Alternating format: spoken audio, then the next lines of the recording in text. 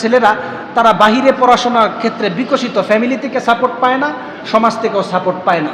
এই জন্য এখন একটা জেনারেশন এইরকম হয়েছে যে দাওরা হাদিস পাশ করার পরে মসজিদ মাদ্রাসার খেদমত নিয়ে লেগে থাকে, দাওরা হাদিস করার পরে থিসিস করার কোনো দরকার নাই কোনো বিষয়ের উপরে, কামিল করার পরে চিন্তা করে আমি কোনো আলিয়া মাদ্রাসায় ঢুকে যাই, লেকচার দিই, কোনো নতুন গবেষণা নাই, নতুন থিসিস নাই, যেই কারণে আজকে আমাদের এই অবস্থা। আপনি যদি চিন্তা করেন আমাদের মুসলিম মুহাদ্দিস, মুসলিম মুফাসসিরদেরকে নিয়ে, আপনি অবাক হয়ে যাবেন। এই পৃথিবীতে যত কিছু ইনোভেশন আপনি দেখেন, যত এই আধুনিক বিজ্ঞানের উন্নতি দেখেন, আমাদের মুসলিম আলেমরা করেছেন। সুবহানাল্লাহ বলেন। আমি কোনো গার জুড়ে এই কথা বলতেছি না, শরীরের জুড়ে বলি না। আপনাদেরকে একটা বই সাজেস্ট করি, এটা গত কয়েকদিন আগে বাংলা ট্রান্সলেট হয়েছে, এটার ইংলিশ ভার্সনটা আমি পড়েছিলাম। এটা হচ্ছে 1001 invention, the enduring legacy of Muslim civilization. অর্থাৎ মুসলমান ধর্মের যত আবিষ্কার আছে